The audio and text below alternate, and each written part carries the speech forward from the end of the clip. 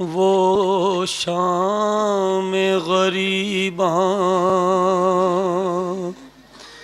وہ تیرگی،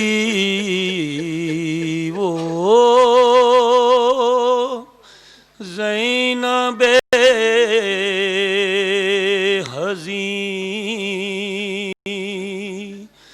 وہ حفاظت خیام کی، آیا وہ ایک سوار قریب خیام شاہ، بیٹی علی کی غیظ میں سوئے نعرہ حیدری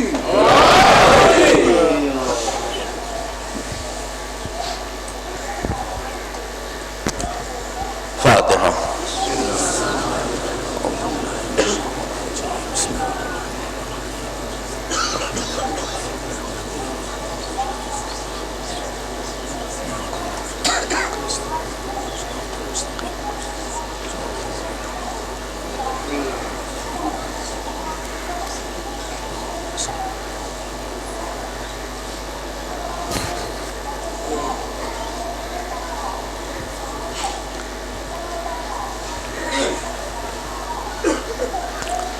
اعوذ باللہ السمیع العلیم من الشیطان اللعین الرجیم،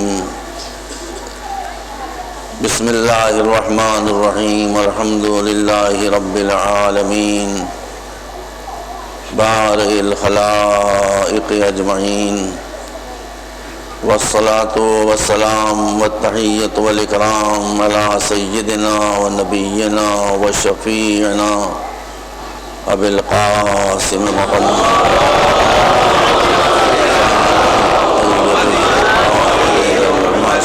الهداة المهديين الذين أذهب الله عنهم الرجس وطهرهم تطهيرا.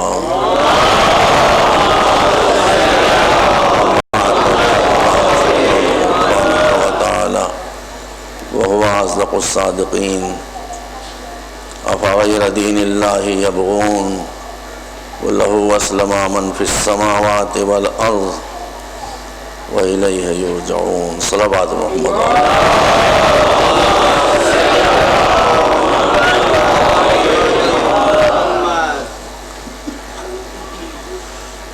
1429 ہجری کی محرم کی آج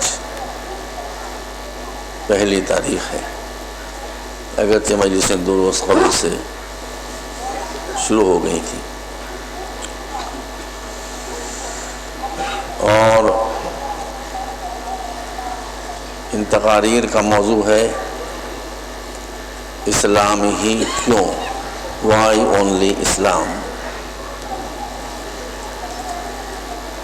سیمینار کا موضوع مزاج الگ ہوتا ہے اور مجلسوں کا مزاج الگ ہوتا ہے. ظاہر ہے کہ یہ سیمینار نہیں ہے کہ اس میں بہت بھاری بھرکم چیزیں پیش کی جائیں. یہ مجلس حسین ہے. جیسا کل میں نے عرض کیا تھا کہ ہر سطح فکری رکھنے والے افراد پوری دنیا میں اب ان مجلسوں کو سن رہے ہیں، اور سبھی کے افتاد تباہ کو، پسندیدگی اور ناپسندیدگی کو، ضرورت اور عدم ضرورت کو دیکھ کر انسان اپنی ذمہ داریوں کو پورا کرنے کی کوشش کرتا ہے.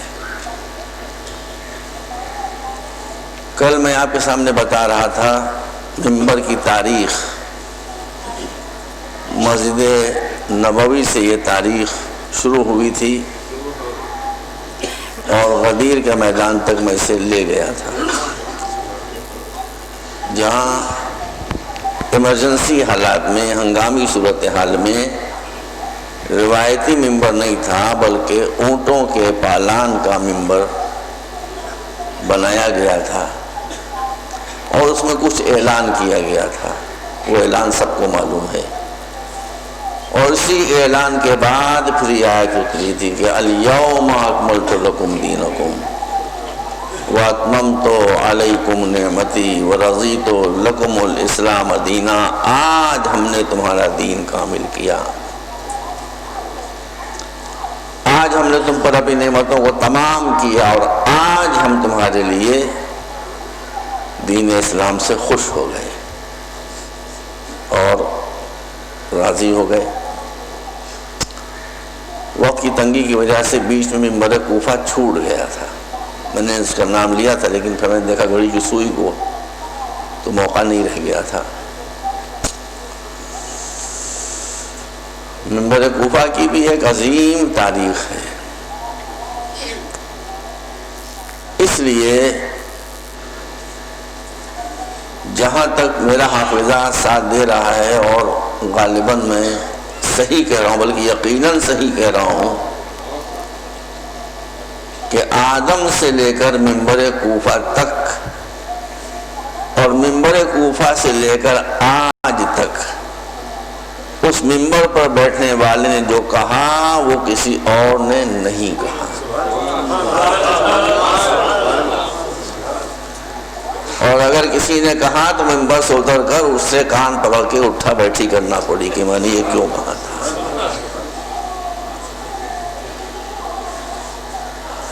وہ بھی واقعات ہیں، علامہ سبط ابن جوزی وہ ایک دفعہ یہ کہہ کے پچھتا چکے ہیں، اور بھی لوگ پچھتا چکے ہیں، اس کا ذکر مجھے نہیں کرنا ہے۔ تو اس منبر پر بیٹھنے کے بعد مولا نے بار بار یہ ارشاد فرمایا کہ سلونی سلونی قبل ان تفقدونی فإنی بطرق السماء عالم منی بطرق الارض، جو چاہے پوچھو۔ کسی نے نہیں کہا، نہ کسی انگریز نے کہا، نہ کسی فرینچ نے کہا، نہ کسی امریکن نے کہا، نہ کسی مسلمان نے کہا، نہ کسی ہندو نے کہا، نہ کسی ملحد نے کہا کہ جو چاہے پوچھو، جو چاہے پوچھو، قبل اس کے کہ تم مجھے نہ پاؤ۔ کوئی آدمی زمین کے راستوں سے اتنی واقفیت نہیں رکھتا ہے جتنا میں آسمان کی راہوں سے واقفیت رکھتا ہوں۔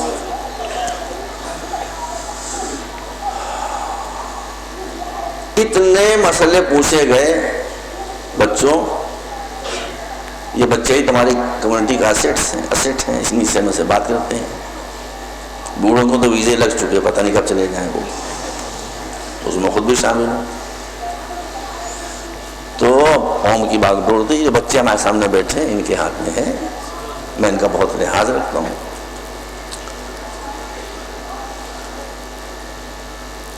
تو کتابیں ہیں، والیومز ہیں، جس کا نام ہے المسائل المنبریہ، عربی میں اس کا نام ہے المسائل المنبریہ، کتابیں بن گئی ہیں۔ وہ کوشچنز، وہ سوالات جو مولا علی سے اس وقت کیے گئے کہ جب آپ منبر پر تشریف فرما تھے،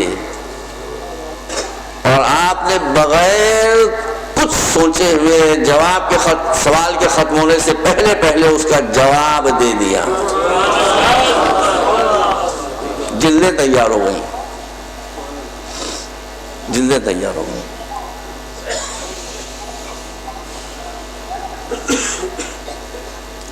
علم کا سمندر کوفے کے منبر سے جاری ہے۔ ارے بھائی یہ میں تھوڑی کہہ رہا ہوں، یہ مولانا نے خود فرمایا نجم البلاغہ میں، ینحدر عن السیل، یہ مولا خود ارشاد فرماتے ہیں کہ میرے منہ سے الفاظ تھوڑی نکلتے ہیں، یہ علم کا دھارا ہے، علم کا دریا ہے کہ جو موجیں مارتا ہوا آگے بڑھ رہا ہے۔ ولا یرقى الی الطیر، یہ مولا فرما رہے ہیں۔ کہ کوئی کتنا ہی بلند پرواز کیوں نہ ہو جائے میری مقام و منزلت تک نہیں پہنچ سکتا. یہ مولا کا ارشاد ہے. مجبوراً کہا، بس اس بات کو مجبوراً کہنا پڑتی ہے. تو ایک شخص کھڑا ہو گیا گھبرا کر. میں کسی مسئلے سے ساری باتیں پڑھ رہا ہوں. اور کھڑا ہونے کے بعد کہا کہ یہ جو علم کا دریا بہ رہا ہے، سمندر بہ رہا ہے، یہ علم آپ پاس کہاں سے آیا؟ Who was your teacher؟ آپ کا استاد کون تھا؟ آپ نے کس سے پڑھا؟ ہم نے تو کوئی استاد آپ کو دیکھا نہیں، آپ نے کس سے پڑھا؟ تو فرمایا ھذا ما زقنی رسول اللہ زقن زقا، ھذا ما زقنی رسول اللہ زقن زقا، ھذا لعاب رسول اللہ.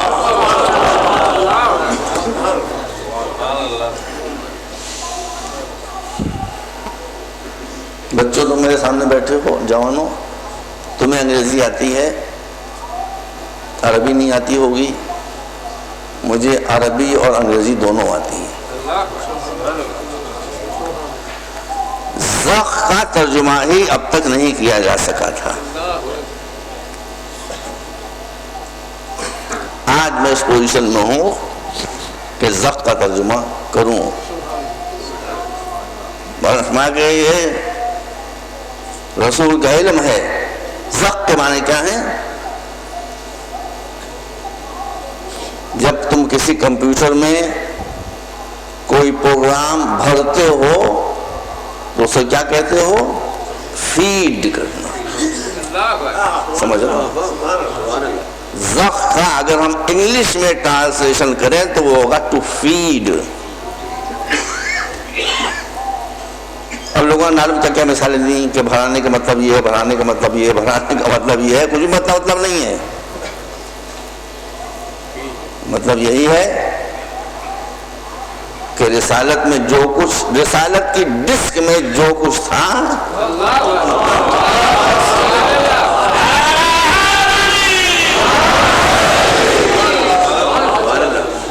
وہ امامت کی ڈی وی ڈی میں فیٹ کر دیا.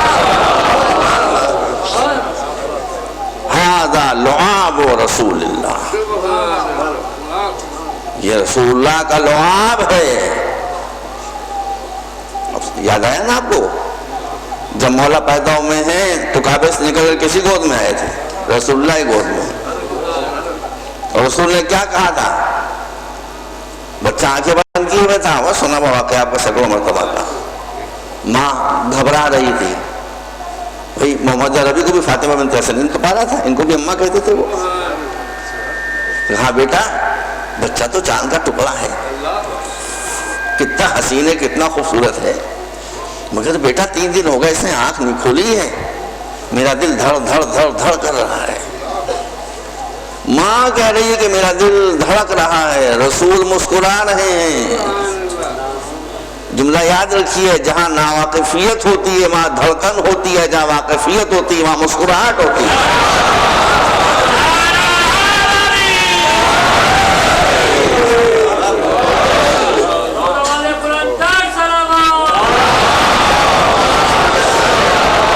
رسول مسکراتے رہے. کہ لائیے بچے کو میری گود میں دیجئے. جیسے رسول کی گود میں علی آئے آٹومیٹک آنکھیں کھل گئی.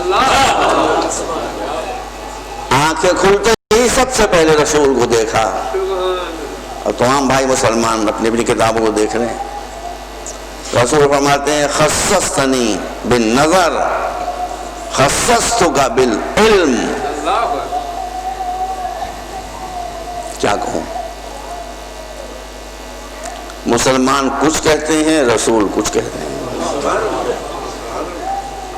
میں کسی کو ناراض کرنا چاہتا نہیں. مسلمان کہتے ہیں کہ رسول اللہ کو لکھنا پڑھنا نہیں آتا تھا. نہیں آتا ہوگا بھائی، اسی کی وراثت ملی ہے مسلمانوں کو کہ ان کو لکھنے پڑھنے سے بہر ہے. اسی کی وراثت ملی. ابھی میں دیکھ رہا تھا، حالانکہ میرا خیال نہیں تھا لیکن اب ذہن میں آ گیا تو پڑھ دوں آپ کو. ابھی ایک 10-12 دن پہلے میں نے دیکھا ہے، شاہ ولی اللہ دہلوی بہت مشہور عالم ہے، علماء ہے، واقعی بہت بڑے عالم ہے. ان کو لوگ مجدد کہتے ہیں، بہت بڑے عالم ہیں. کبھی عالم کی ناقدری تھوڑی کرتے ہیں. میرا عالموں سے کوئی جھگڑا نہیں ہوتا، ملاؤں سے بحث ہوتا ہے میرا. سمجھ رہے ہیں؟ عالم تھے بھائی اپنے مسلک کے، بہت انہوں نے خدمت کی ہے. حجت اللہ البالغہ ان کی بہت عظیم کتاب ہے. بھیا سن لیجئے، میں نے خود پڑھا ہے اور میں یہیں رکھا ہے کہ یہ کل ملا کے آپ کو دکھا دوں. تو وہ تحریر فرماتے ہیں کہ حجت اللہ البالغہ میں نے خود پڑھا ہے، وہ یہی موجود ہے میرے پاس، قید میں کر لیتا ہوں گا. وہ تحریر فرماتے ہیں کہ حجت اللہ البالغہ رسول کیا کہتے ہیں؟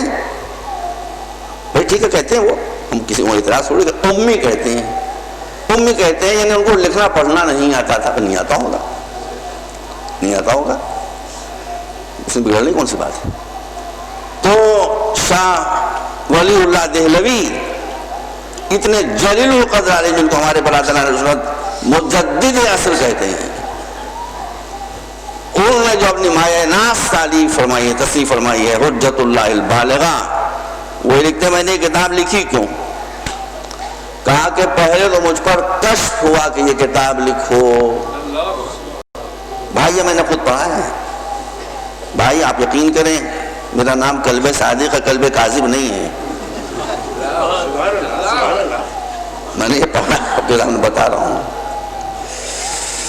کہا کہ پہلے تو مجھ پر کشف ہوا کہ یہ کتاب لکھو، پھر الہام ہوا.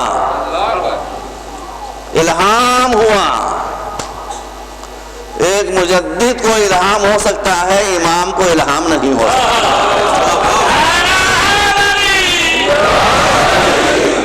کیا یہی جسٹس ہے؟ کیا یہی انصاف ہے؟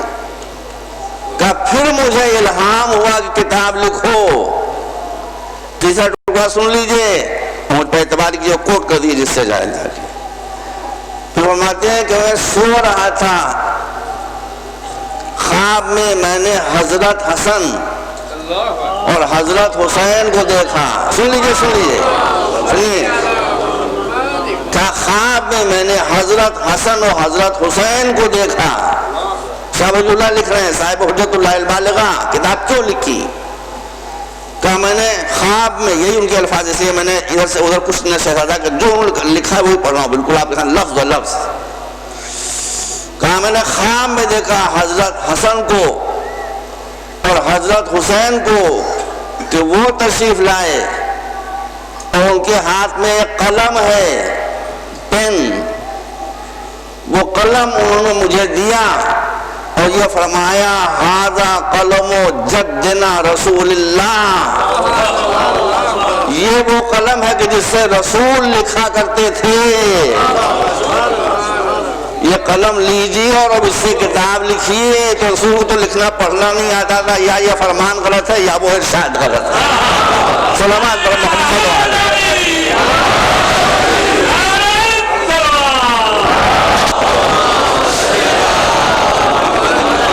مرتبہ اور صلوات بھیجیں آپ لالو علیہ.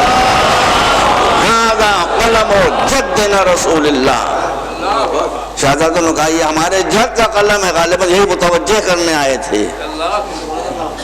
اپنے نظریے کو صحیح کر لو. لے گیا نا. تو اب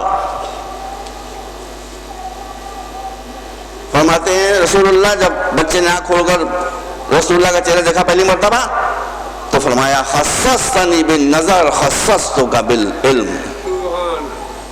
تم نے اپنی آنکھوں کو بند رکھا تھا کہ میری گود میں آؤ تو سب سے پہلے مجھے دیکھو. میں نے اپنے علم کے خزانوں کو بند رکھا تھا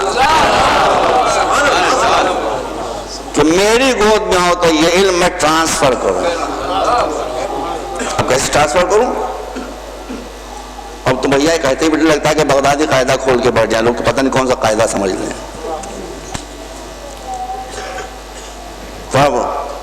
فوراً علی نے اپنا منہ کھولا، رسول نے اپنی زبان دی. یہ علم زبان رسول سے ڈائریکٹ ٹرانسفر ہو رہا تھا. جب ہی مولا فرماتے ہیں ھذا لعاب رسول اللہ. صلوات پر محمد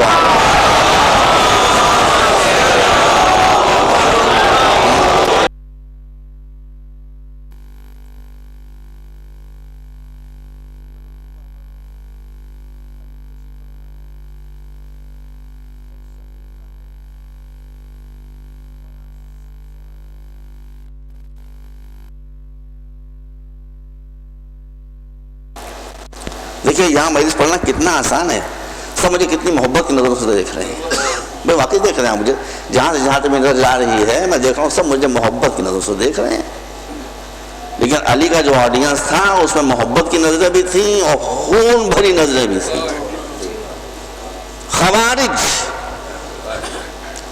خارجی دشمن علی اسی میں کیا کہ ایک فرد جس نے مولا علی کو شہید کیا وہ بھی کم وقت بیٹھے رہتے تھے اور وہ گھور رہے. ایک شخص اٹھا اس نے بہت سخت سوال کیا. یہ خارجی برداشت نہ کر سکا, کھڑا ہو گیا اور جھوم کے کہنا شروع کیا آج برے پھنسے, آج پھنسے, آج برے پھنسے. بڑا ٹف کوشچن ہے, اس کا جواب دینا آسان نہیں ہے. وہ ابھی جھوم رہا تھا کہ مولانا وہیں سے مسکرا کے جواب دیا.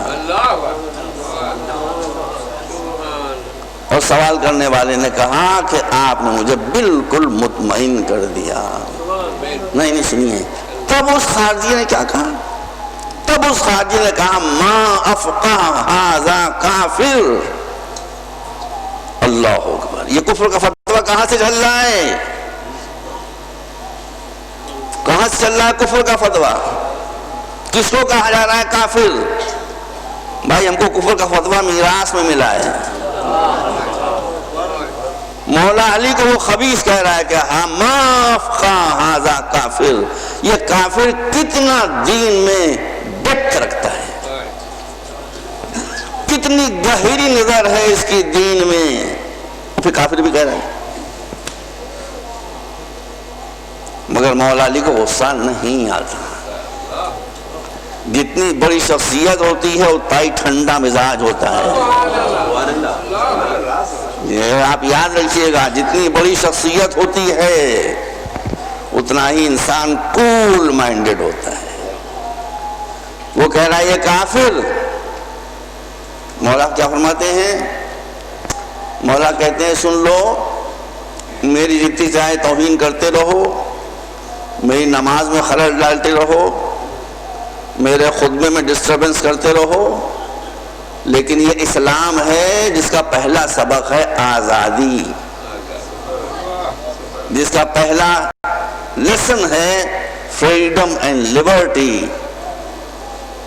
تو میرے بارے میں جو چاہے کہتے رہو, نماز بھی خلل ڈالتے رہو, خطبے میں بھی خلل ڈالتے رہو, مگر تمہارا مسجد میں آنا بند نہیں کیا جائے گا. کوئی بش کو سنا دے جا کے خوش سے, یہ ہے آزادی. یہ میرے مضمون کا ٹکڑا چل رہا ہے وائی اونلی اسلام. یہ آزادی دکھائیے کہیں آپ مجھے, یہ فریڈم آپ مجھے کہیں دکھائیے.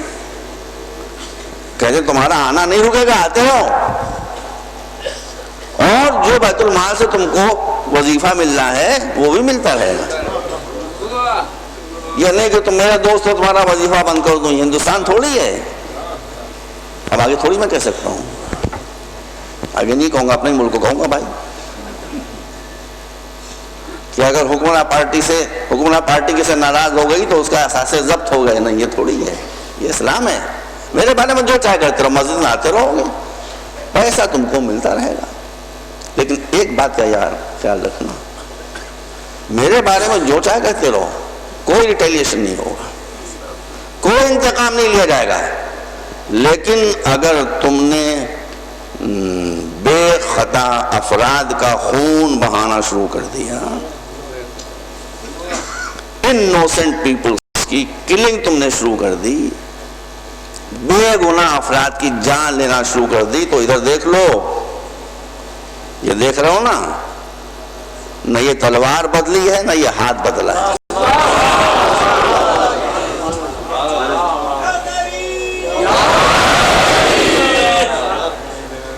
نہ یہ تلوار بدلی ہے، نہ یہ ہاتھ بدلا ہے، بوٹیاں اڑا دوں گا تمہاری، میرے بارے میں جو چاہے کہتے رہو، لیکن اتنے جسور نہ ہو جانا کہ بے خطا لوگوں کی جان لینا شروع کرو۔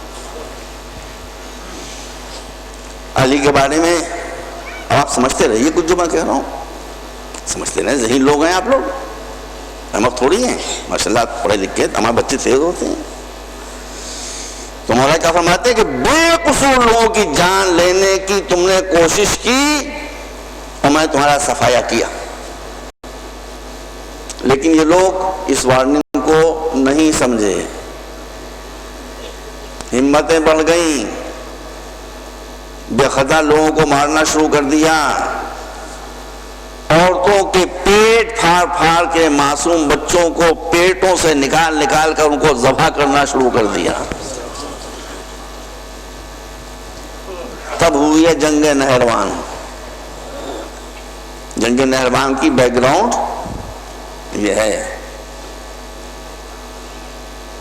جس کے لیے مولا نے ارے بھائی ہماری جانیں نثار ہو جائیں، فرماتے ہیں کہ بلاغہ میں کہ یہ میں تھا، کہ میں نے فتنے کی آنکھ پھوڑی ہے، میرے علاوہ کسی میں ہمت نہیں تھی، جو تھا وہ ان کی نمازوں کو دیکھ کر سہما جا رہا تھا، جو تھا وہ ان کے روزوں کو دیکھ کر سہما جا رہا تھا، جو تھا وہ ان کے بڑے بڑے گھٹوں کو دیکھ کر سہما جا رہا تھا۔ جس دین میں قساوت قلب ہو وہ اسلام نہیں ہے، وہ کفر ہے۔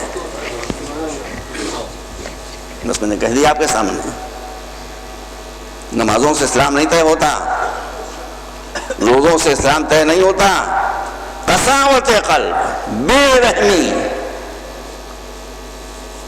اس لیے کہ جو پہلی آیت آپ پڑھتے ہیں نماز میں، اس میں اللہ کی رحمانیت اور رحیمیت کا ذکر،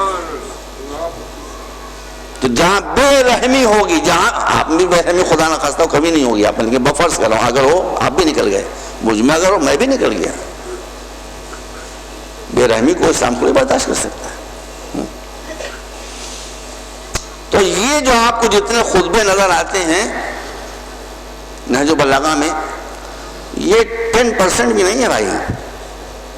اب اس پر مزید اور ریسرچ ہو رہی ہے، اور مستدرک نہج البلاغہ کے نام سے 11 جلدیں تو میں دیکھ چکا ہوں، 11 والیومز، باقر محمودی کی، بڑے بہت اسکالر تھے عرب، بعد میں پیران آ گئے تھے، 11 جو وہ تو سید رضی کا اپنا مخصوص ٹیمپرامنٹ تھا، اس کے لحاظ سے انہوں نے وہ سلیکشن کیا ہے، باقی اتنی موٹی موٹی 11 جلدیں تو مستدرک نہج البلاغہ، سپلیمنٹ نہج البلاغہ آ چکی ہیں۔ یہ سارا کلام کہاں کا ہے؟ مسجد کوفہ، 3.5 برس کے عرصے کا یہ سارا کلام ہے۔ اس کے پہلے علی 25 سال یوں چپ بیٹھے رہے کہ جیسے ان کو بولنا ہی نہیں آتا ہے، چپ، خاموش۔ میں آپ کے سامنے اب مجھ سے جس نے بیان کیا، اس نے یہ کہا کہ یہ واقعہ ہے، اب اگر اس نے کہا ہو تو میں نہیں کہہ سکتا بھائی، نہ میں بھول گیا۔ کہا ایک جگہ سے میں جا رہا تھا، آدمی بڑے تیز تھے، اس میں کوئی شک نہیں ہے، وہ پتہ نہیں کہا کانپور سے دہلی جا رہے تھے، لکھنؤ سے دہلی جا رہے تھے، اور چیئر کار میں سفر ہو رہا تھا، اور پہلو میں آ کر اتفاق سے ایک صاحب اور بیٹھ گئے، اور بیٹھتے ہی انہوں نے، اب میں نام نہیں لوں گا بھائی، بیٹھتے ہی انہوں نے اپنا، وہ شاعر تھے، اپنا انہوں نے انٹروڈکشن کرایا، اپنا تعارف کرایا تخلص کے ساتھ کہ میں فلاں شاعر ہوں، کوکب نجیب آبادی مثلا، کوکب نجیب آبادی مثلا فرضی نام ہے۔ جیسے میں نے سنا کہ ان کا نام ہے کوکب نجیب آبادی، ویسے میں نے کہا جی،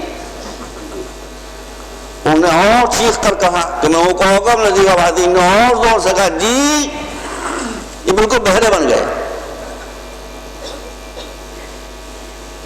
کہنے بالکل بہرا ہوں، کچھ سنائیں گے۔ جب دہلی پہنچ گئے تو میں اتر کے ان سے اطمینان سے باتیں کرنا شروع کر دی، کہ آپ تو بہرے تھے، آپ سننے والے کیسے بن گئے بھائی؟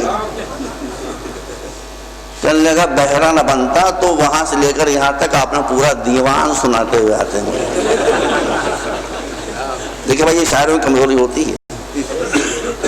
بھائی یہ شاعروں کو میں بڑی عزت کرتا ہوں، ریسپیکٹ کرتا ہوں سب ہے، لیکن یہ ہوتی ہے کمزوری کہ کوئی بھی غزل یا نظم کہنے کے بعد اس کو کھانا ہضم نہیں ہوتا جب تک کہ ایک ایک کا کان پکڑ کے اسے وہ سنا نہ دے. وہ بہرے بن گئے. کیوں میں نے عرض کیا آپ کے سامنے، ایک غزل کہنے کی جس میں صلاحیت ہوتی ہے وہ غزل سنانے کے لیے تڑپا کرتا ہے. سمجھ رہے بات آپ؟ میں شاعروں کا ذکر کر رہا ہوں تو مولا کا ذکر کر رہا ہوں. جس میں یہ خطبات اور سرمنز دینے کی صلاحیت تھی وہ 25 برس تک مصلحت دین نہ تھی، اس لیے ایسا خاموش رہا کہ جیسے اسے بولنا ہی نہیں آتا ہے. یہ کارنامہ، وہ بولنا بھی معجزہ ہے اور یہ چپ رہنا بھی معجزہ ہے. صلوات اور محمد و آل محمد.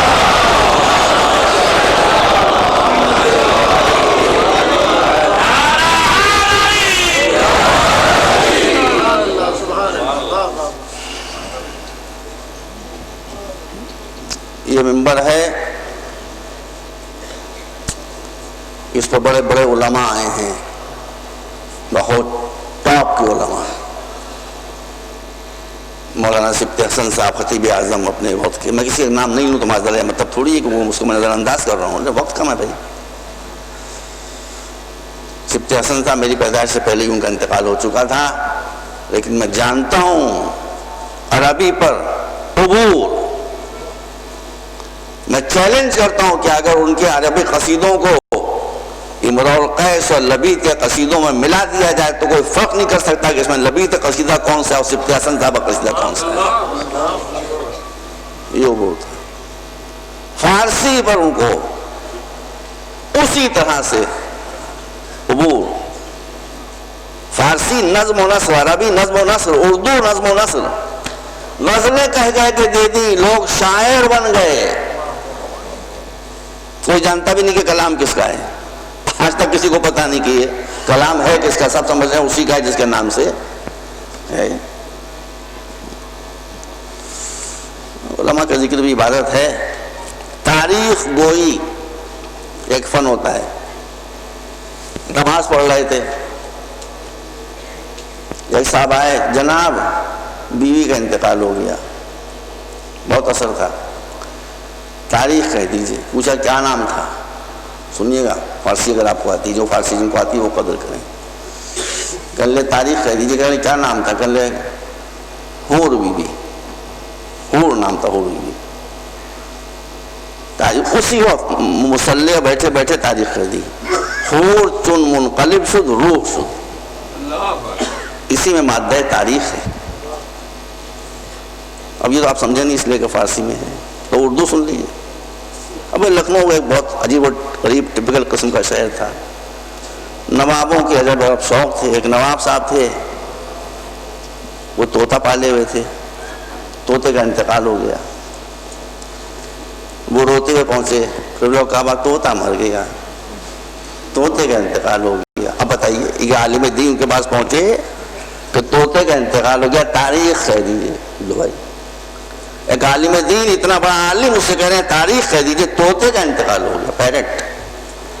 اسی وقت تاریخ کہہ دی. نہ کیا اوپر کے دو مجھے یاد نہیں ہے، دوسرے سے جو میں مادہ تاریخ ہے یہ کہ گربۂ موت نے جو آ پکڑا، گربۂ موت نے جو آ پکڑا، کچھ نہ بولے سوائے ٹیں ٹیں ٹیں. تاریخ میں بتا رہا ہوں. بیٹا آپ کو عربی کے قصیدے بھی سنا تھا، مجھے یاد ہے، لیکن فائدہ کیا سنانے سے. یہ اتنے بڑے علماء تشریف لائے آپ کے یہاں. علامہ رشید ترابی، he was a great scholar، بہت بڑے عالم تھے، اسکالر تھے. وہ آئے اور بہت سے ہندوستان اور پاکستان میں علماء پیدا ہوئے، بڑے بڑے عالم.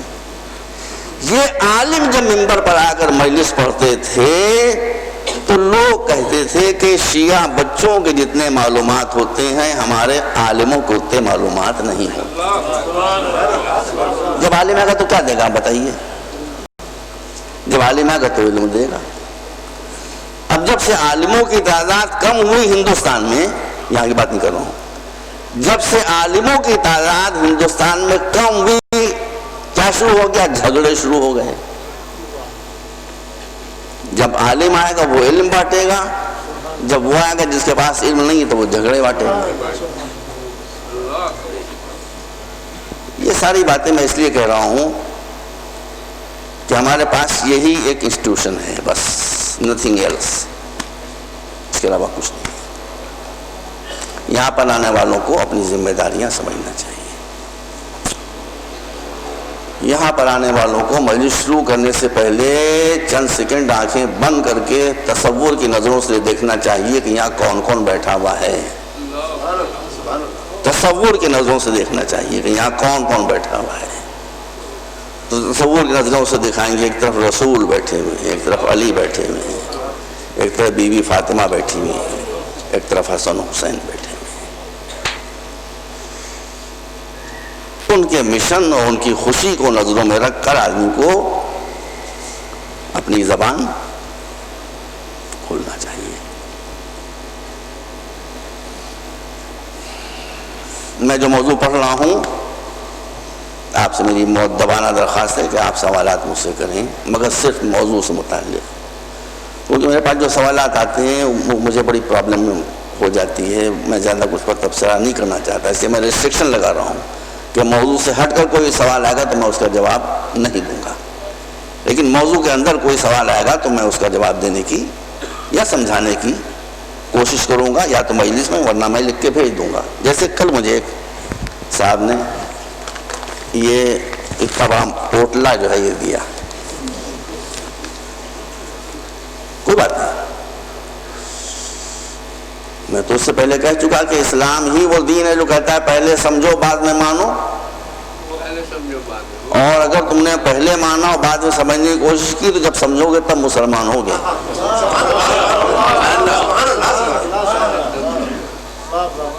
زبان پر رٹنے سے کہنے سے مسلمان تھوڑی کچھ ہوگے۔ تو یہ جن صاحب نے مجھے دیا ہے میں ان کو واپس کر رہا ہوں۔ اس میں تناسخ کے موضوع پر کچھ لکھا ہوا ہے اردو میں، کچھ لکھا ہوا ہے انگریزی میں نے دونوں کو پڑھ لیا ہے۔ There are so many errors but rather this is full of errors، لیکن پھر میں ان کو ڈسکریج کرنا نہیں چاہتا۔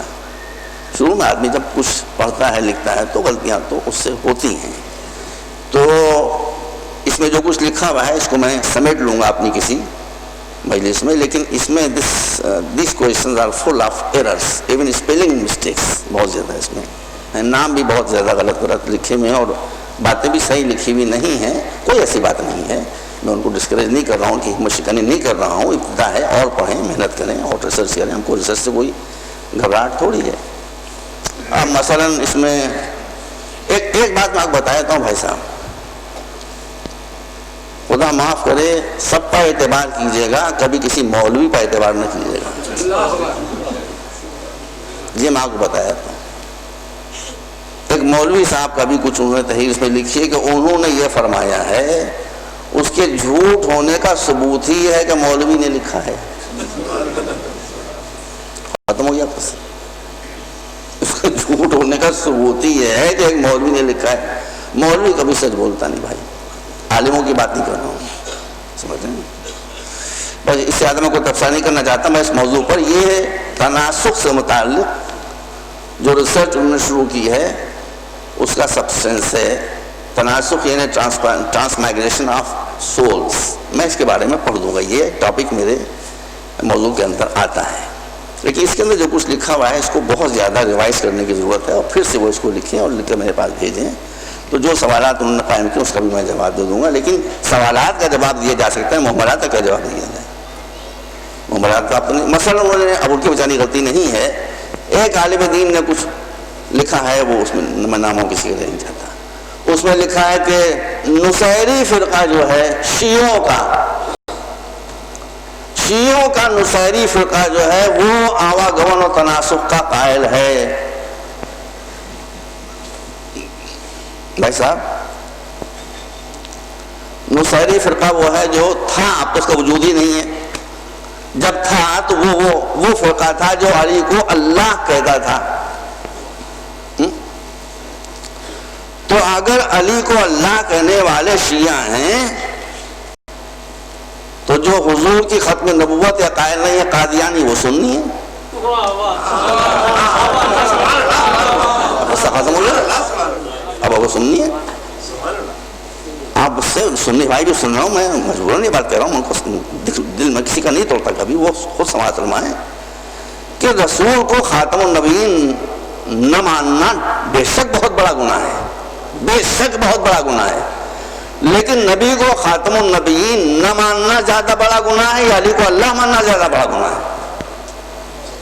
تو اگر نبی کو خاتم النبیین ماننے کے بعد نہ ماننے کے بعد کوئی آدمی اسلام سے نکل جائے گا تو علی کو اللہ ماننے کے بعد اسلام میں کب رہ جائے گا بھائی؟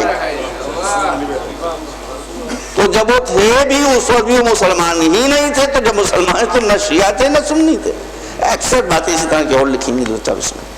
تو یہ سب سے لے لیں اور اس کو پھر ریوائز کر کے اور اسپیلنگس وغیرہ صحیح کر کے کتابوں کے نام لکھے ہیں، کچھ نام تو ایسے مجھے سمجھ ہی نہیں آیا کہ لکھا کیا ہے انہوں نے۔ بہرحال میں ان کو پھر بھی ڈسکریج نہیں کر رہا ہوں، چونکہ یہ ٹاپک میرے موضوع اس میں آتا ہے، میں اس کو انشاءاللہ کور کر لوں گا کسی نہ کسی تقریر میں۔ ایک بار تبا صلوات بھیجیں آپ۔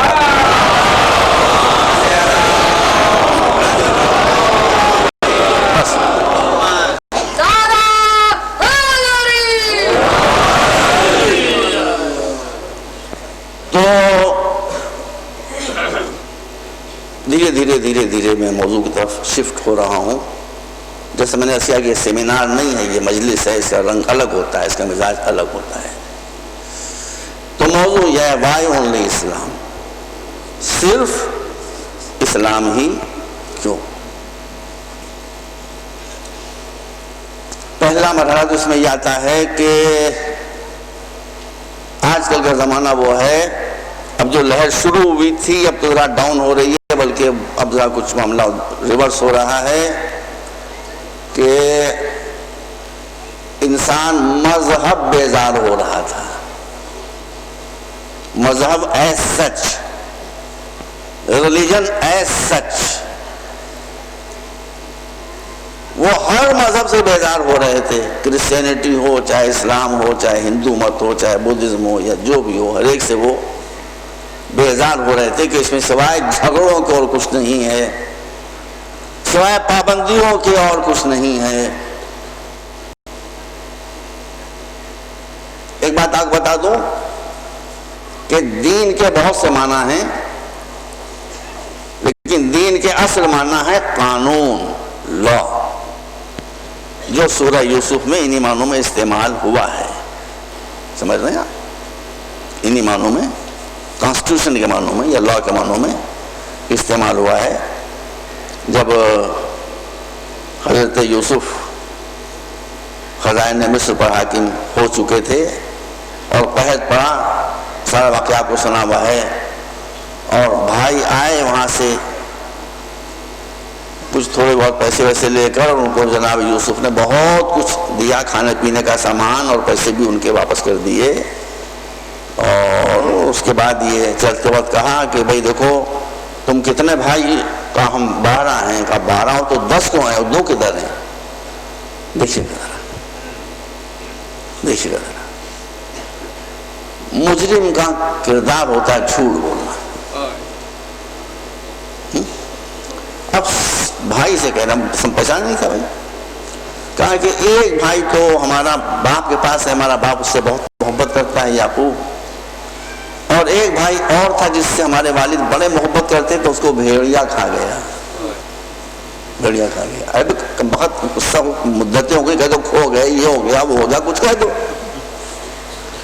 تو جناب یوسف مسکرائے، مسکرانے پر ان کا کہ اچھا ایسا ہے کہ دیکھو اب جب تمہارا اگلے سفر میں اناج وناج لینے کے لیے تو اپنے اس بھائی کو لیتے آنا، اور اگر اپنے بھائی کو نہیں لاؤ گے تو ہم تمہیں کچھ نہیں دیں گے، بنیامین کو لیتے آنا۔ سارا واقعہ قرآن نہیں اٹھا، قرآن بات جمعہ پڑھنا شروع کر دیجیے، سارا واقعہ آپ کو مل جائے گا۔ چنانچہ جب بنیامین کو لے کر وہ آئے تو حضرت یوسف نے سینیوں میں کھانا لگایا اور ہر سینی میں 2 بھائی کو بٹھا دیا۔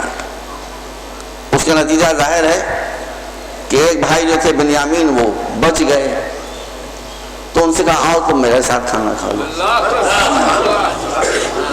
آؤ تم میرے ساتھ کھانا کھا لو. مہمانوں کو الگ کھلایا جاتا ہے, بھائی کو ساتھ کھلایا جاتا ہے. کہا تم میرے ساتھ کھا لو. اب وہ جب بیٹھے تو چپکے سے کھانا کھاتے کھاتے کہنے لگے اپنے دل کو سنبھالو, دیکھو کوئی ری ایکشن نہ ہونے پائے, قابو میں رہو, ایک بہت اہم بات تم سے بتانے والا ہوں, گھبراؤ گے تو راز کھل جائے گا. بہت تمیز باندھنے بات کہا کہ میں تمہارا بھائی ہوں سلام یوسف. اب تمیز کہا تو انہوں نے اپنے کو قابو میں رکھا, کہا کہ میں چاہتا ہوں تم میرے پاس رہو. کیسے روکوں تم کو؟ تو پورا پلان بتایا کہ میں یہ کروں گا یہ کروں گا یہ کروں گا. تم برا تو نہیں مان جاؤ گے کہ میں کہہ دوں کہ میرا پیالہ جو تھا وہ چوری ہو گیا ہے اور وہ پھر تمہارے سامان سے نکل آیا؟ پھر یہ خالی ترکیب ہے, ایک گیم ہے, اس میں کوئی اصلیت نہیں ہے. کہا نو پرابلم, گو اہیڈ. قرآن میں ہے. چنانچہ اب وہ جب جانے لگے تو کہا کہ وہ ہمارا پیالہ جو تھا ناپنے کا سونے کا بنا ہوا, اس میں جواہرات ٹنگے ہوئے تھے, وہ کھو گیا ہے. اب یہ قرآن ہے, وقت دیکھیے 15 منٹ کل باقی ہے. تو قرآن کہتا ہے کہ حضرت یوسف نے ان لوگوں سے پوچھا کہ یہ بتاؤ کہ تمہارے یہاں کا قانون کیا ہے, اگر کوئی چور ہو تو اس کے ساتھ تمہارے یہاں کیا قانون ہے, کیا سزا دی جاتی ہے؟ تو انہوں نے کہا کہ ہمارے یہاں قانون تو یہ ہے کہ من وجد فی رحلہ فہو جزاؤ, جس کے یہاں سے مال برآمد ہو اس مال کے بدلے میں اسی کو لے لیا جاتا ہے. یہاں پر قرآن کیا کہتا ہے؟ ما کانا یوسف لیاخذ اخاہ فی دین الملک الا ان یشاء اللہ. کیونکہ مصر کا جو دین کے معنی کیا قانون تھا, اس کے تحت یہ بھائی کو نہیں روک سکتے تھے, اس لیے ان سے پوچھا تمہارا قانون کیا ہے. سمجھ گیا؟ تو دین کے معنی ہیں قانون. اب وہ کہتے ہیں کہ ہمیں کوئی قانون نہیں چاہیے ہے, ہم تو آزاد رہنا چاہتے ہیں. رہیے آزاد, نو پرابلم, بالکل آزاد رہیے, مگر بالکل آزاد رہنے کے لیے آپ کو 3 میں سے ایک کیریکٹر اپنانا پڑے گا. بچوں کو سمجھ میں نہیں آیا تو مجھ سے پوچھ لینا. بالکل آزاد رہنے کے لیے, لالسنس کے لیے, کسی قانون کی آپ پر حکومت نہ ہو, آپ کو 3 میں سے کوئی ایک رخ کو, کیریکٹر کو, کردار کو اپنانا پڑے گا. یا تو چسنی لے لیجئے نپل اور پینا شروع کر دیجئے, دودھ پیتا بچہ بن جائیے. دودھ پیتے بچوں کے لیے کوئی قانون نہیں ہوتا. ایک بہت قیمتی گلاس رکھا ہوا ہے, بہت بلجن گلاس رکھا ہوا ہے, ایک معصوم بچہ آیا تو بہت سے گھٹنوں ٹلتا ہوا, اس نے مارا ہاتھ تو چھانک سے کے ٹوٹ گیا. کہا ارے یہ گلاس ہی ٹوٹا, یہ ہمارا دل ٹوٹ گیا. مگر بچے کو کوئی سزا نہیں ملے گی. کیوں؟ بچے کے پاس ابھی عقل نہیں ہے. تو اگر آپ اپنے آئی کیو کو دودھ پیتے بچوں کے لیول پر رکھنے کے لیے تیار ہیں, نو پرابلم, آپ کے لیے کوئی قانون نہیں ہے. یا پاگل ہو جائیے, لوگوں کو ڈھیلے مارنے لگی ہے سڑک کے اوپر, پاگلوں کے لیے بھی کوئی قانون نہیں ہوتا. پاگل کسی کو مار بھی دے, یہ پاگل ہی جو مار رہے ہیں, پاگل کسی کو مار بھی دے تو اس کو بیچارے کو سزا نہیں ملتی, اس لیے وہ دیوانہ ہے, وہ اپنے ہوشی میں نہیں ہے, عقل ہی نہیں ہے اس کے پاس. تو یا تو بچہ بن جائیے تب آپ کے لیے کوئی قانون نہیں ہوگا, یا پاگل ہو جائیے تب آپ کے لیے قانون نہیں ہوگا, یا جانور بن جائیے. گائے بھینس کے لیے کوئی قانون نہیں ہوتا, شیر بھیڑیے کے لیے کوئی قانون نہیں ہوتا. لیکن اگر آپ کو انسان بننا ہے تو ادھر آپ انسان بنے, ادھر کوئی اور قانون میں نہیں جکڑے گا, تو آپ خود کہیں گے ہمارے لیے قانون بناؤ. صلوات پر محمد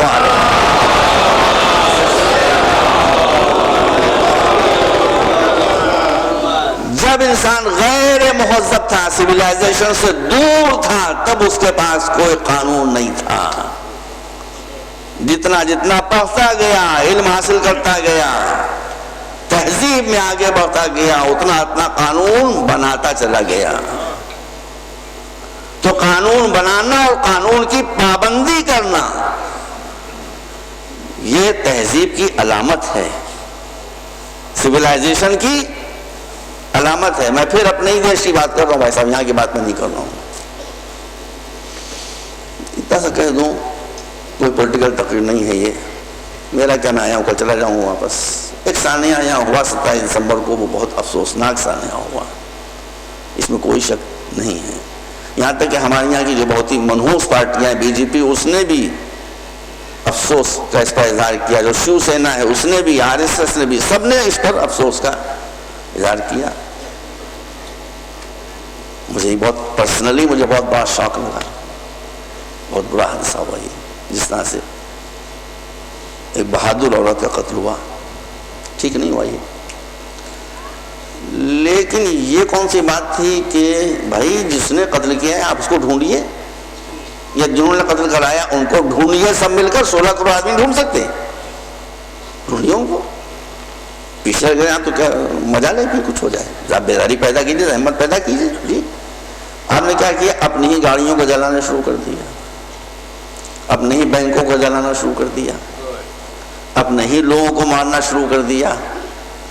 یہی ہندوستان میں ہوتا ہے، ہمارے میں یہ ہوتا ہے کہ جب پبلک غصے میں ہوتی ہے تو وہ کیا کرتی ہے، اپنا دانتوں سے اپنی بوٹیاں خود نوچنا شروع کر دیتی ہے، اپنی ہی گاڑیاں جلا رہے ہیں، اپنی ہی موٹریں جلا رہے ہیں، اپنی ہی دکانیں جلا رہے ہیں۔ بھائی آپ کس کو نقصان پہنچا رہے ہیں؟ اپنے ہی ملک کو نقصان پہنچا رہے ہیں۔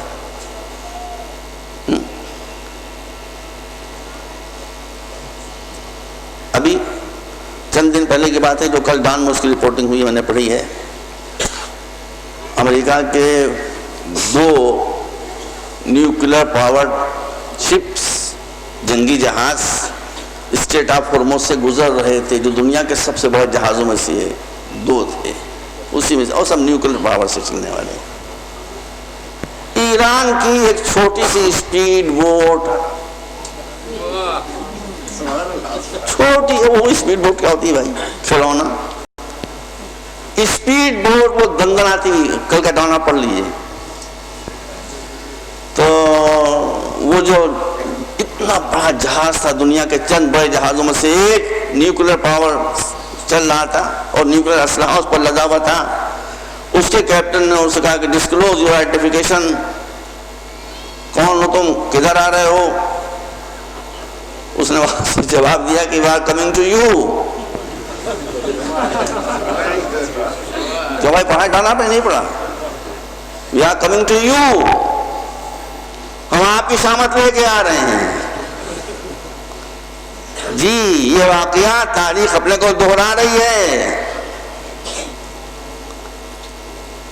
یہ واقعہ اس سے پہلے کئی ہزار برس پہلے اس شکل میں ہو چکا ہے کہ ایک دودھ پیتا بچہ فرعون کی گود میں، اور تھوڑی دیر کے بعد اس چھوٹے سے بچے نے اتنے بڑے بادشاہ کی، جو اپنے کو خدا کہتا تھا، داڑھی پکڑ کے اتنی زور سے لپوٹا لگایا۔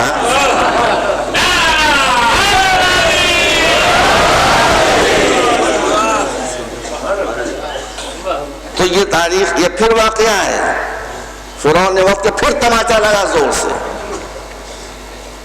پھر لگا۔ بس میں زیادہ کچھ کہنا نہیں چاہتا۔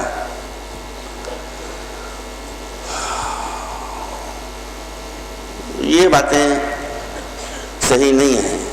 مسلمانوں کی پوری دنیا میں ایک مزاج بن گیا ہے کہ وہ سارا الزام دوسروں پر رکھ دیتے ہیں۔ ہمارے یہاں ہندوستان مسلمان کیا کہتے ہیں، بی جے پی ہم کو آگے نہیں بڑھنے دے رہی، بی جے پی نے ہماری مسجد کو جلا دیا، بی جے پی نے یہ کر دیا، کر دیا انہوں نے یہ۔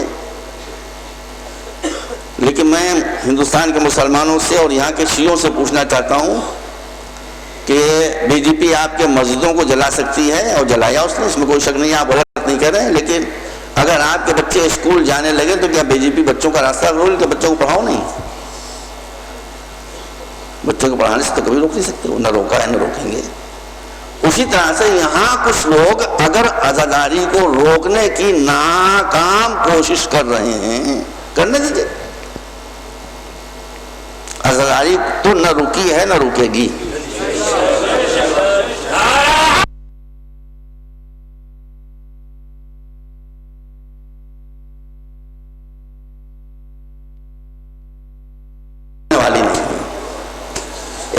صدام نے کربلا میں ازدائی روکی تھی؟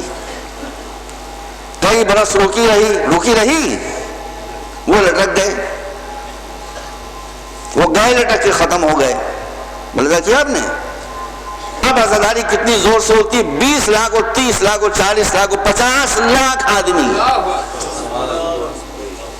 ایک عاشورے میں چہلوں میں جمع ہو جاتے ہیں۔ ایک بھوکے اور پیاسے کی عزاداری ہے، لیکن یہ بھوکے پیاسے کا از خود انتظام ہے کہ کوئی عزادار بھوکا اور پیاسا رہنے نہیں پاتا۔ کہاں سے آتا ہے اللہ بہتر جانے، واللہ یہ معجزہ ہے۔ عراق کے جو حالات اس میں کہاں سے یہ آتا ہے؟ مجھ سے خود پاکستان کے لوگوں نے بیان کیا کہ ہم یہاں سے نیاز کا بہت سامان لے کر گئے، سب کچھ لے کر گئے اور وہاں سے واپس لوٹ آئے، ان کا ہمیں ضرورت ہی نہیں ہے۔ تو عزاداری تو وہ روک نہیں پائیں گے، جتنی حسرتیں ہیں سب نکال لیں، لیکن وہ بھی آپ کے بچوں کو تعلیم سے تھوڑی روکیں گے۔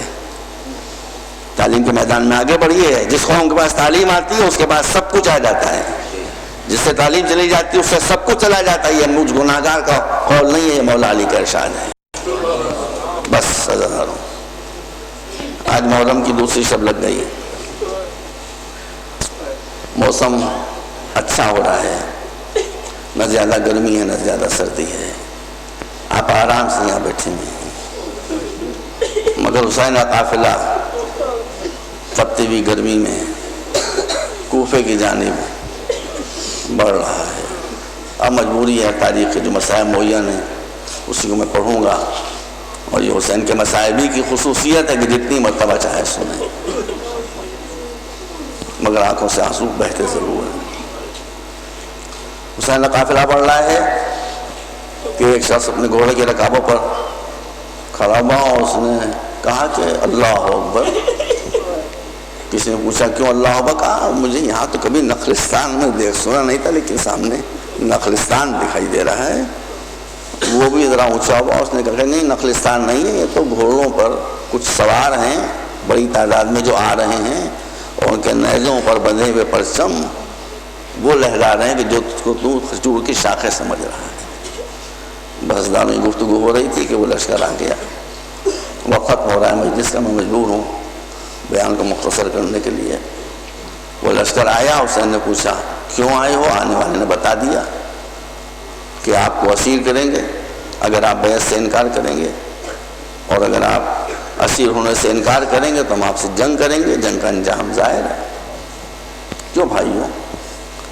اے بھائیوں، خدا کے لیے جہاں تک میری آواز جا رہی ہے، چاہے سنی ہو چاہے شیعہ ہو، چاہے دیوبندی ہو چاہے بریلوی ہو، میں تو ہر ایک کو محبت کا پیغام سنانے کے لیے آیا ہوں۔ دیکھو دیکھو، یہ تمہارے رسول کا نواسا ہے۔ آنے والا لشکر کہتا ہے کہ ہم آپ کو قتل کرنے کے لیے آئے ہیں، ہم آپ کا خون بہا دینے کے لیے آئے ہیں۔ حسین بتا رہے ہیں اسلام کیا ہے، حسین بتا رہے ہیں اسلام کیا ہے۔ وہ کہتے ہیں ہم آپ کو قتل کرنے کے لیے آئے ہیں۔ حسین جواب میں یہ کہتے ہیں کہ یہ بتاؤ تمہارے چہرے کا رنگ زرد کیوں ہے، تمہارے ہونٹ کیوں پھڑ پھڑا رہے ہیں؟ کہا کہ ہمارے پاس جو پانی کا ذخیرہ تھا وہ ختم ہو گیا۔ حسین نے اپنے سپاہیوں کو حکم دیا کہ ان کو پانی پلا دو، یہ ہے اسلام۔ قاتلوں کو پانی پلانا اسلام ہے، ان کی جان بچانا اسلام ہے۔ چاہے انہیں پانی پلا دو۔ اطاعت گزار حسین کے سپاہی آگے بڑھے، آگے بڑھنے کے بعد سب کو پانی پلا دیا۔ بہت پانی امام لے کے چلے تھے اپنے ساتھ، اس سے پہلے والی منزل سے۔ بس اب اس کے بعد ایک بڑا دردناک واقعہ تو دردناک نہیں ہے، مگر آپ روئیں گے ضرور یہ واقعہ سن کے۔ واقعے میں بذات خود تو کوئی دردناک پہلو نہیں ہے۔ اس کے بعد امام کی نظر پڑی ان 1000 گھوڑوں پر جس پر یہ لشکر سوار ہو کر آیا تھا، اور امام نے کہا ارے یہ اللہ کی مخلوق، یہ جانور گھوڑے، ان کی کیا خطا ہے بھائی؟ دیکھو ان کی منہ کی زبانیں پیاس کی وجہ سے منہ کے باہر آ گئی ہیں۔ میں جانوروں کی زبان بھی پیاس کی وجہ سے منہ کے باہر نہیں دیکھ سکتا، ان کو بھی پانی پلا دو۔ اب لوگوں نے کہا مولا آپ کہہ رہے تو پانی پلا دیں گے ہم، لیکن یہ گھوڑے ہیں، آدمی تھوڑی ہیں۔ 1000 گھوڑوں کو پانی پلانے کے بعد ہمارے پاس پانی بچے گا نہیں، اور آپ کے ساتھ معصوم بچے ہیں، آپ کے ساتھ بے کس سیدانیاں ہیں۔ امام نے کہا میرا اللہ مالک ہے، بردار و مجلس ختم ہو رہی ہے۔ ان بے زبان جانوروں کو بھی پانی پلا دیا گیا. یہ ہے اسلام. اب اگر آپ کو کوئی بے زبان بے شیر یاد آ جائے جس کی پیاس تیر سے بجھائی گئی ہو تو وہ آپ میں بس 1 منٹ مجلس ختم ہو رہی ہے. اس کے بعد حسین آگے بڑھے. آگے بڑھنے بعد امام آگے بڑھے. خود آگے بڑھا. بس سن لیے مجلس ختم. آگے بڑھا. خود بڑا غضب کر دیا حور نے. امام کے گھوڑے کی لجام پر ہاتھ ڈالا. جیسے امام کے گھوڑے کے لجام پر ہاتھ ڈالا امام نے فرمایا ثقلت امک ماں تری. تیری ماں تیرے ماتم میں بیٹھے. تیرا کیا ارادہ ہے؟ کیا کر رہا ہے یہ؟ تیری ماں تیرے ماتم میں بیٹھے. سن لیجئے.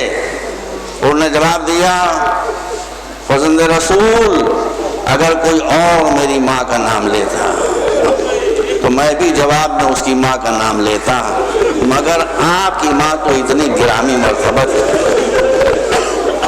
جس کی تعظیم کے لیے رسول اٹھیں اس کا نام میری زبان پر نہیں آ سکتا. بس میں ختم ہو گیا تھا. آپ نے دیکھ لیا یہود آیا ہے مگر کم سے کم حسین کی ماں بی بی فاطمہ کی عزت و مرتبے سے آشنا تھا اور علیہ اعلان کہا کہ میں ان کا نام زبان پر نہیں لا سکتا. بس زادارہ حسین کربلا کے میدان میں آ گئے. جنگ چھوڑ گئی اور سب سے پہلے جو لوگ شہید ہوئے اس میں یہ حور بھی تھا.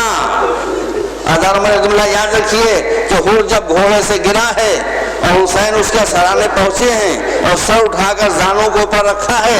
میں نے تاریخ میں نہیں دیکھا لیکن حسین کا عمل بتا رہا ہے کہ یہ زبان سے ضرور کہا ہوگا کہ حور اس عالم میں بھی تو نے میری ماں کی عزت و احترام کا لحاظ رکھا. اب اس کی جزا یہ ہے کہ دشمن بن کر آیا تھا تو میں نے تجھے پانی پلایا تھا اور اب نانا کے پاس جا رہا ہے تو زہرا کے ہاتھ کا بنا ہوا رومال تیرے سر میں باندھ رہا ہوں. یہ میری طرف سے تحفہ ہے. یہ تحفہ اپنے ساتھ لے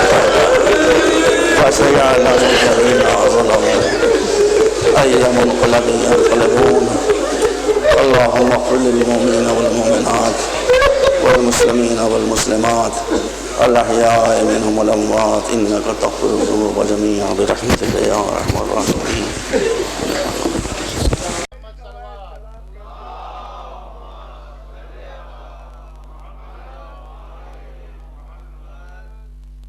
فاتحة.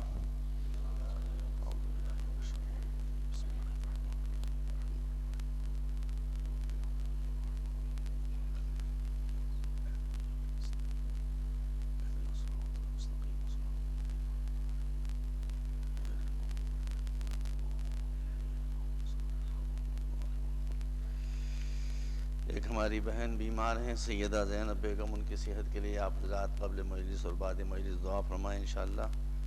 اور ایک سورہ فاتحہ کی تلاوت اور فرما کر سید منور حسین ابن سید انور حسین اور سید انور حسین ابن سید مصطفیٰ شاہ کی روحوں کے لیے سارے ثواب.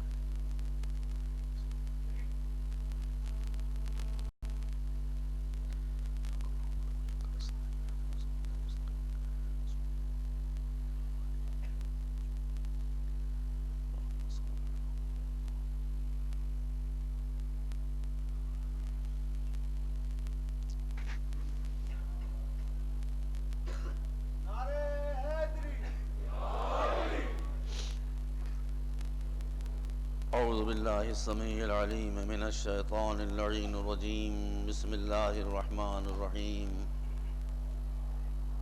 الحمد للہ رب العالمین بارئ الخلائق اجمعین والصلاة والسلام والتحیۃ والاکرام علی سیدنا و نبینا و شفیعنا بالقاسم محمد وآل محمد الطیبین الطاہرین المعصومین الہداة المہدیین الذین اذہب اللہ عنہم الرجس وطہرہم تطہیرا. ما بعد فقال اللہ سبحانہ تبارک وتعالی وهو اصدق الصادقین افغیر دین اللہ یبغون وَلَهُ وَأَسْلَمَ مَنْ فِي السَّمَاوَاتِ وَالْأَرْضِ طَوْعًا وَكَرْهًا وَإِلَيْهِ يُرْجَعُونَ صلوات محمد وعلى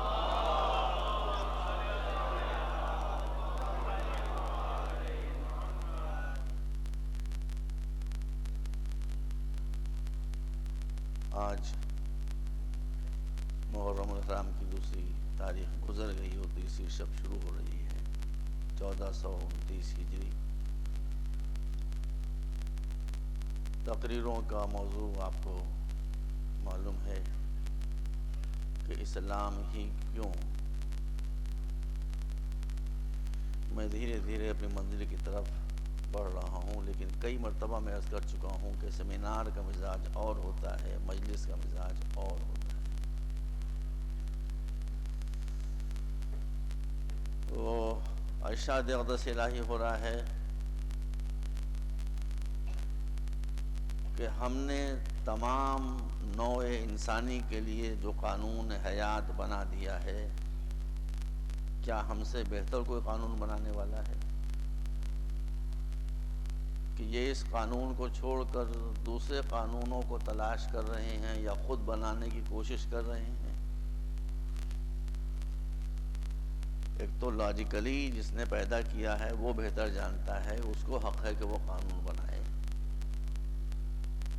پھر ان کو ساری کائنات میں دیکھنا چاہیے، کائنات میں ایٹم سے لے کر سولر سسٹم تک اور گیلیکسیز تک، جمادات و نباتات و حیوان، یہ سب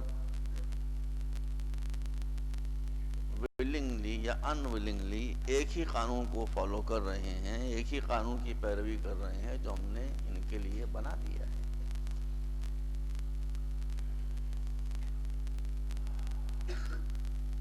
کل میں نے عرض کیا تھا آپ کے سامنے ممبر کے بارے میں،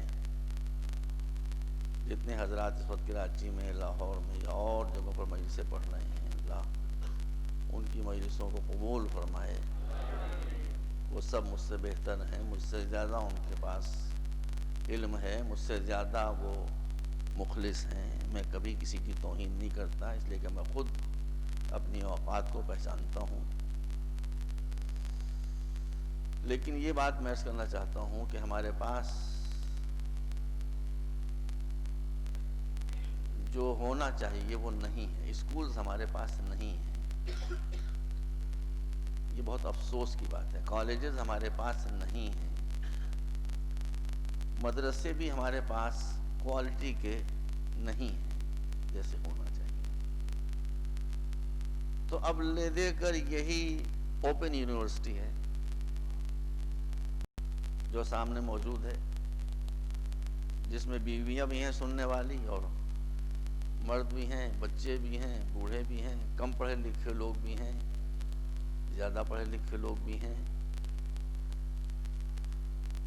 تو یہاں سے لوگوں کے ذہنوں میں اٹھنے والے سوالات کے جوابات ملنا چاہیے، اس لیے کہ اب زمانہ وہ آ رہا ہے کہ دھیرے دھیرے سوسائٹی کے پریشر سے آدمی کسی آئیڈیالوجی کو ماننے کے لیے تیار نہیں ہوگا، نہ ہونا چاہیے، نہ ہونا چاہیے۔ اس لیے کہ ایسے دین کو اسلام خود قبول کرنے کے لیے تیار نہیں ہے جو سوسائٹی کے پریشر سے ہو اور آدمی کی سمجھ میں نہ آئے۔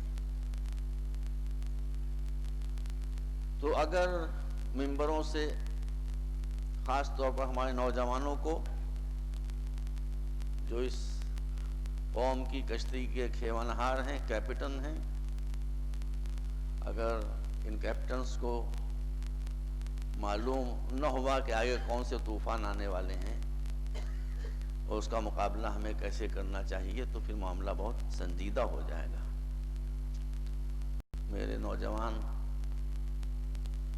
جانتے ہیں،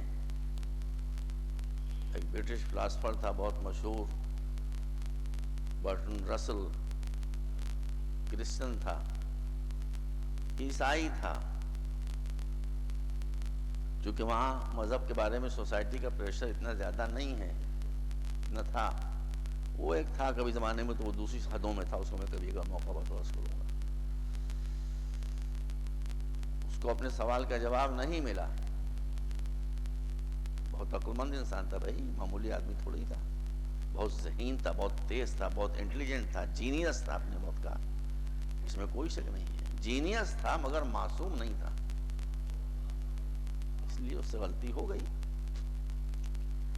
وہ اچھا خاصا عیسائی تھا، اس نے کہا کہ مجھے ایک سوال کا جواب نہیں ملا، کہ جب میں نے اپنے بھائیوں سے پوچھا ہر چیز کے بارے میں کہ اس کا پیدا کرنے والا کون، میں تھوڑا سا الفاظ کو بدل رہا ہوں، وہی مجبوری ہے میری کہ سیمینار نہیں کہ میں ٹیکنیکل ٹرمنالوجی میں گفتگو کروں، ایسی زبان میں گفتگو کرتا ہوں کہ ہر آدمی سمجھ لے، یہ میری مشکل ہے۔ تو اس نے کہا کہ میں نے پوچھا درخت کا پیدا کرنے والا کون، انہوں نے کہا کہ اللہ، گاڈ، سمندروں کا گاڈ، ستاروں کا گاڈ، جانوروں کا گاڈ۔ میں نے کہا کیوں؟ اس لیے کہا کہ ہر شے کا کوئی نہ کوئی پیدا کرنے والا ہوتا ہے۔ تو میں نے کہا جب ہر شے کا پیدا کرنے والا ہوتا ہے تو خود اللہ کا پیدا کرنے والا کون ہے بھائی؟ خود گاڈ کا پیدا کرنے والا کون ہے؟ چونکہ مجھے اس کا جواب نہیں مل سکا، اس لیے میں نے مذہب کو چھوڑ دیا۔ That's a very dangerous signal۔ یہ سمجھ لیجئے کہ اگر ہمارے بچوں کو سوالات کے جوابات نہیں ملے جو ان کو مطمئن کریں، تو جو حشر رسل کا ہوا ہے وہ انشاءاللہ اس کو عرض کروں گا کبھی اسی دوران میں، وہ ہمارے کسی بھی نوجوان کا خدا نخواستہ ہو سکتا ہے۔ اس لیے ممبر سے ان سوالوں کا جواب ملنا چاہیے، اور اسی لیے ان تقریروں کا عنوان رکھا گیا ہے وائی اونلی اسلام، صرف اسلام ہی کیوں؟ اس وقت دنیا کی آبادی ہے لگ بھگ 6 ارب، بچوں 6 ارب آبادی ہے، اور تقریباً کم و بیش 16,000 ریلیجنز ہیں،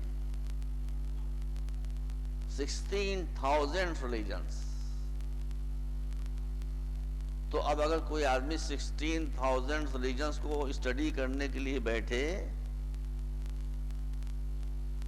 اور ایک مذہب کے لیے چلو 1 سال بھی دے دیا تو 16,000 سال تو ویسے ہی ہو گئے، تو کون اسٹڈی کر سکتا ہے؟ تو اس لیے مجھے ایک ایسے عنوان سے آپ کے سامنے پیش کرنا ہے کہ معاملہ آ کر پھنس جائے اسی میں کہ اسلام کے علاوہ دوسرا کوئی دین ایسا ہے ہی نہیں کہ جو یونیورسل ریلیجن بن سکے۔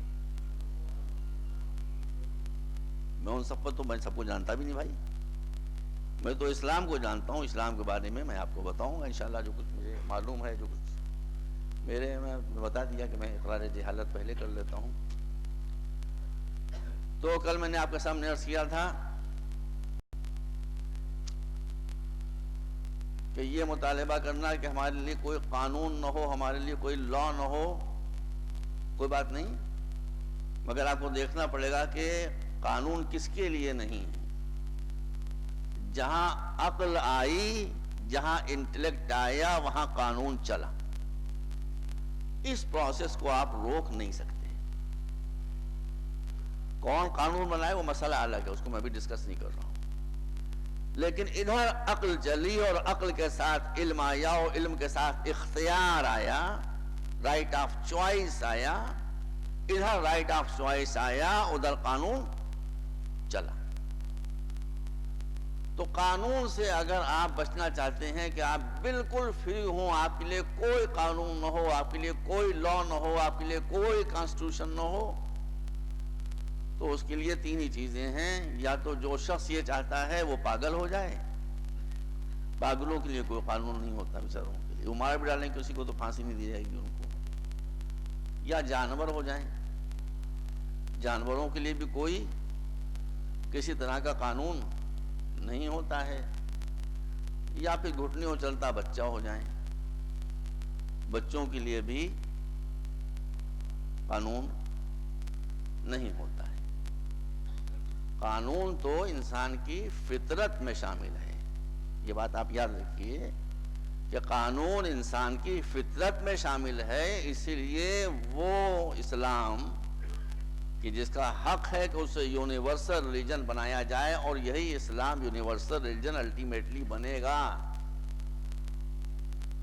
اس کو اللہ نے کیا کہا؟ فطرت اللہ التی فطر الناس علیہا. دس از دا نیچرل ریلیجن.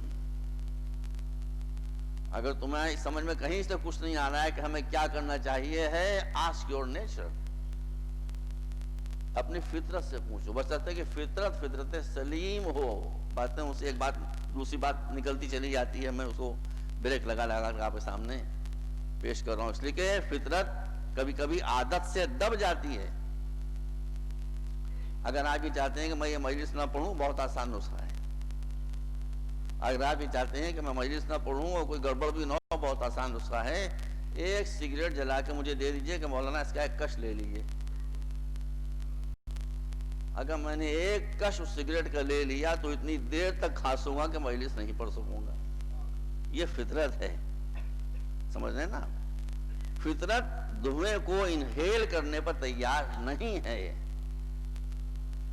فطرت دھوئیں کو ایکسپٹ کرنے پر تیار نہیں ہے. کھانسی آنا شروع ہو جائے گی، بہت مصیبت میں آ جاؤں گا. اگر ایک کش لے لوں گا تو مصیبت میں آ جاؤں گا. لیکن آپ نے دیکھا ہوگا چین اسموکر، میں ایک کش لے لوں تو ایک لفظ نہیں بول سکتا. وہ جب تک 2-4 کش نہ لے لیں ان کے منہ سے کوئی جملہ نکل نہیں سکتا. تو یہ کیا ہوا؟ عادت نے فطرت کو یہ سب باتیں کیا ہیں. عادت اور فطرت کا فرق آپ کو میں انشاءاللہ آگے بڑھ کے عرض کروں گا. وہ انسان کی فطرت میں ہے قانون. آپ کراچی میں دیکھ لیجئے، لاہور میں دیکھ لیجئے، لکھنؤ میں دیکھ لیجئے، دہلی میں دیکھ لیجئے، ممبئی میں دیکھ لیجئے. ادھر آپ کی کوئی تنظیم بنی، چھوٹی سی، بالکل چھوٹی سی انجمن بنی، سیکریٹری چنا گیا، صدر چنا گیا، خزانچی چنا گیا، اور کہاں دستور العمل. پہلے دستور العمل بنا لو. دستور العمل کے بغیر، حالانکہ وہ دستور عمل نہیں ہوتا، وہ دستور بے عملی ہوتا ہے. لیکن بہرحال جب تک دستور العمل نہ بن جائے یہ انسان کام نہیں کر سکتا. بھائی انسان کام نہیں کر سکتا. میں ہندوستانی کی بات کرتا ہوں جب تنقید کی منزل آتی ہے. ہندوستان سن 47 میں آزاد ہوا. 15 اگست کو، آپ لوگ سینئر ہیں ہندوستان سے، ایک دن آپ 14 اگست کو آزاد ہو گئے تھے. سمجھ رہے ہیں آپ؟ تو آپ کی آزادی میں 14 شامل ہیں.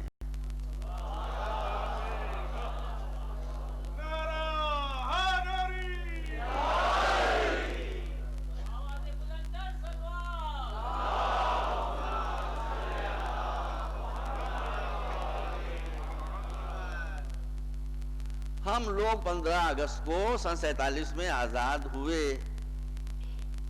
سب سے پہلا کام کیا ہوا گورنمنٹ آزاد ہونے کے بعد؟ کانسٹیٹیوشن اسمبلی کی تشکیل ہوئی جو ملک کا دستور بنائے. یہ دستور 26 جنوری سن 47 سے شروع ہوا کام، اور ہندوستان کے برینز،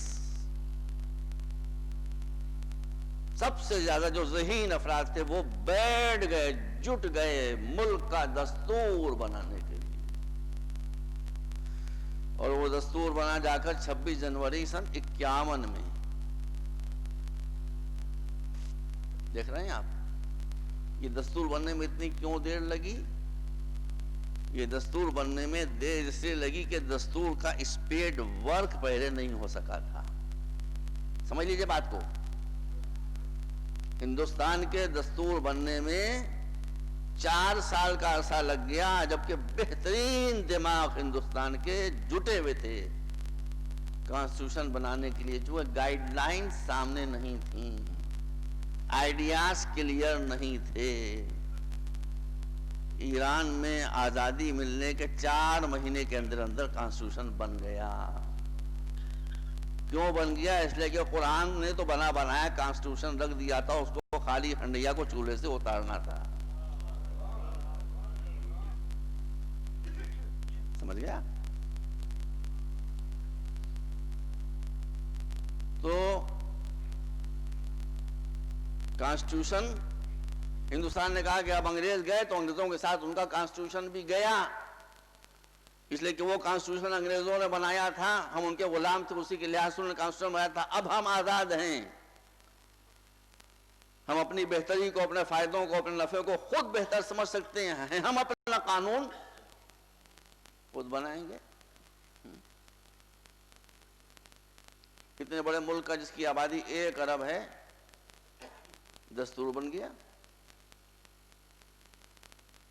اس کے بعد پھر بین الاقوامی ادارہ بنا، یونائٹڈ نیشنز، UNO، تو اس کا بھی دستور بنا. دیکھ رہے ہیں نا. تو ایک گھر سے لے کر یونائٹڈ نیشنز تک کام اس وقت تک شروع نہیں ہوتا جب تک دستور نہ بن جائے. تو قانون سازی و دستور سازی تو انسان کی فطرت میں شامل ہے. اب یہ بات دوسری ہے کہ دنیا میں بسنے والے انسان خائن ہیں، کرپٹ ہیں، ایکسپلائٹر ہیں.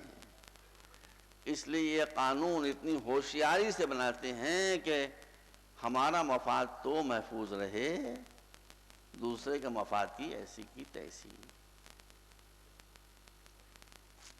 UNO بنا ہے. اگر یہ 100% ڈیموکریٹک سیٹ اپ ہے تو اس میں ویٹو پاور کیوں آ گیا بھائی؟ آپ کون سے بڑے 30 مار خواہ ہیں؟ جب سارے انسان برابر ہیں تو سارے ملک بھی برابر ہیں. پھر آپ کو ویٹو پاور کیوں مل گیا؟ اسی لیے آپ ہی کے ایک شاعر تھے، بہت خوش کلام تھے، سید محمد جعفری، مزاحیہ کلام کہتے تھے. وہ شعر کہتے تھے. وہ پہلا مصرع مجھے یاد نہیں آ رہا ہے، دوسرا مصرع مجھے یاد آ رہا ہے، جس میں انہوں نے فرمایا، بالکل سچی بات فرمائی. انگریزی میں کیا کہتے ہیں آپ؟ UNO تو کہتے ہیں نا.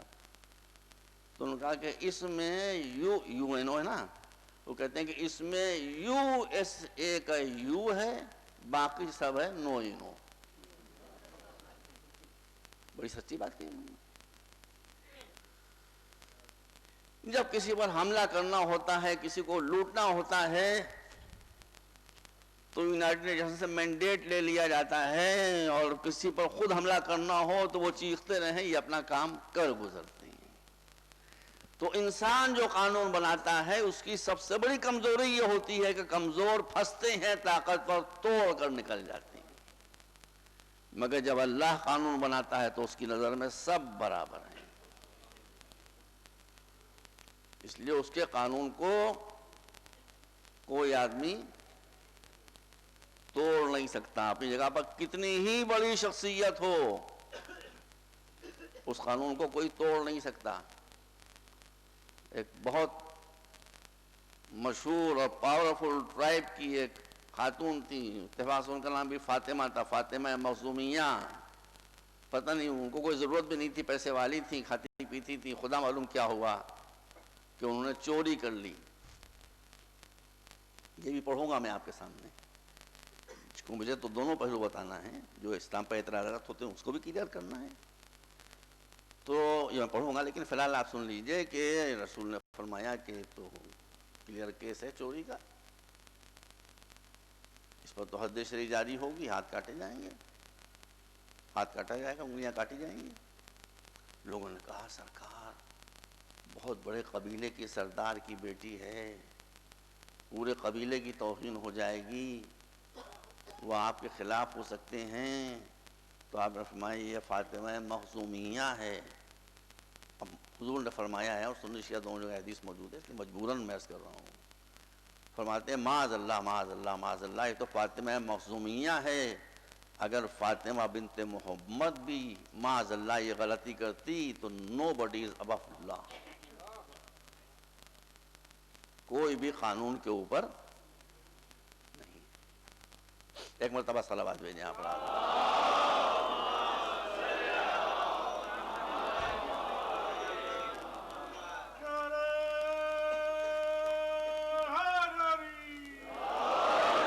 اچھا اب میں آ رہا ہوں ہندوستان سے. ایک ہے ہندوستان کا دستور، ہندوستان بہت بڑا ملک ہے، اسٹیٹس ہیں ہمارے یہاں، صوبے ہیں، یو پی ہے، مدھیہ پردیش ہے، مہاراشٹر ہے، گجرات ہے، بنگال ہے، بہار ہے، بہت اسٹیٹس ہیں. ہر اسٹیٹ کا اپنا قانون الگ ہے. ایک ہوتا ہے قانون، ایک ہوتا ہے دستور. دستور سب کے اوپر ہے، وہ پورے ملک کا ہے.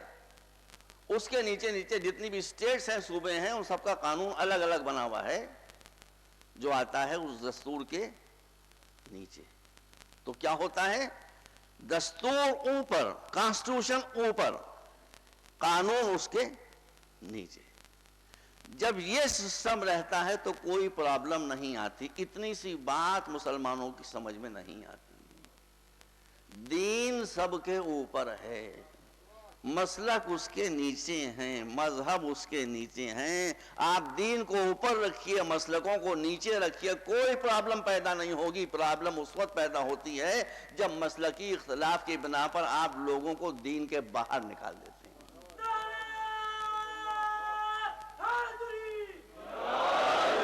سن لیجئے، یہ تو میں ضرور پڑھوں گا. میں پاکستان کے مسلمانوں سے پوچھوں، سرکار یہ فرمائیے آج دنیا میں کتنے مسلمان ہیں؟ کہیں گے الحمدللہ 1 ارب سے زیادہ. 1 ارب سے زیادہ مسلمان ہیں. میں کہوں گا آپ کہہ رہے ہیں 1 ارب سے زیادہ، میں کہہ رہا ہوں 1 بھی نہیں.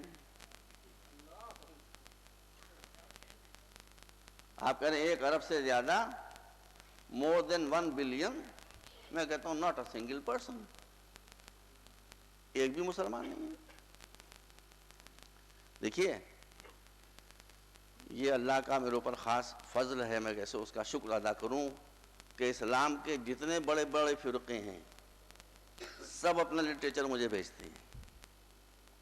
سلفی حضرات، ان کا جو میگزین نکلتا ہے ترجمان اہل حدیث، وہ بھی میرے پاس آتا ہے.